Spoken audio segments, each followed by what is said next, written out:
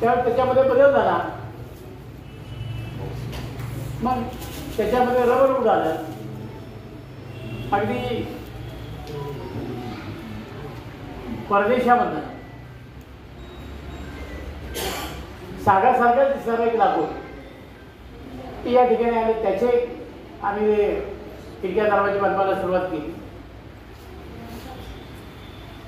त्याच्यानंतर पुढच्या कालखंडामध्ये सिमेंटच्या चौकटी आल्या, लोखंडी चौकटी आल्या, त्या सुद्धा वापरायला आम्ही सुरुवात केली. आणि त्याच्यानंतर ॲल्युमिनियमचा वापर सुरू झाला. मग आम्ही खिडक्यांना ग्रिल करायला लागलो. आतमध्ये ॲल्युमिनियमच्या विंडा सरस त्या विंडो त्या ठिकाणी सुरू केल्या.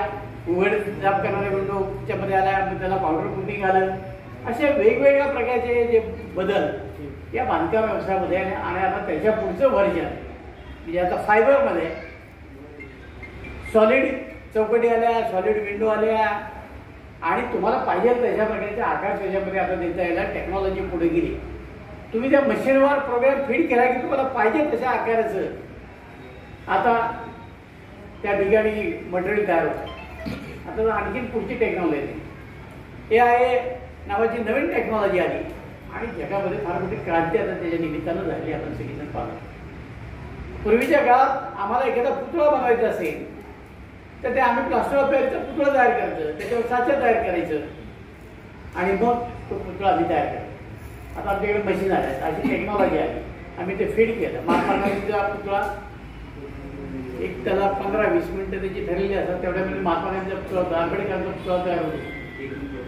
तर आता इतकी टेक्नॉलॉजी पुढे गेली की आता प्रत्येक गोष्ट मशीनच्या साह्याने करायला लागला. आणि मशीनच्या साह्याने कधी गोष्टी करतो म्हटलं की त्याला फिनिशिंग असतं. त्याच्यामध्ये अजिबात बदल होत नाही. तेव्हा आम्ही जेव्हा लाकडाचा करायचं त्यावेळेला रंदे मारायला लागायचं, हाताने करावं लागायचं. त्याच्यात पुढे मशिनरी आल्या आणि त्याच्यात जसे बदल झाले त्याचे याच्यात बदल झाले. मग याचं पावडर कोटिंग आलं, ऑइल पेंट आले, असे अनेक प्रकार याच्यामध्ये आले. आणि आता हे नवीन प्रकार लोकांनी ॲक्सेप्ट केले. मग येताना मी त्यांना म्हटलं त्यात काय साऊंड प्रूफ एक ऐकत ठीक आहे. साऊंड प्रूफ आता या ठिकाणी आले म्हणजे इतकं साऊंड प्रूफ की तुम्ही दरवाजा बंद केला, खिडक्या बंद केली की आतमध्ये काय बोलतात ते सुद्धा तुम्हाला कळत नाही.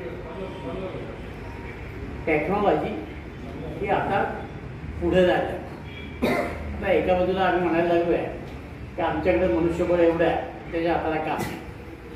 मी याच्या उलट म्हणेन जर खेड तालुक्यामधनं जर हे बिहार, ओरिसा, पश्चिम बंगाल, गढवाल या परिसरातले जो लोक गेले ते खेड तालुक्याची इंडस्ट्री एका दिवसात पडली.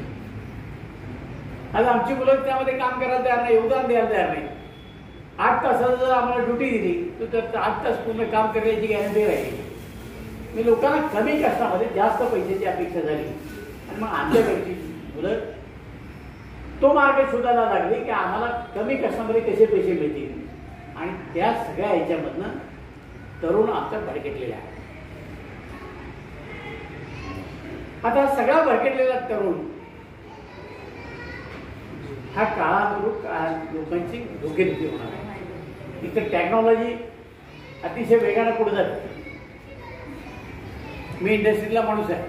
पूर्वी मी स्वतः टर्नर घडवतो त्यावेळेला आम्ही लेथवर टूल स्वतः घासायचं, स्वतः लावायचं, स्वतः त्याचे सगळे अरेंजमेंट करायचे.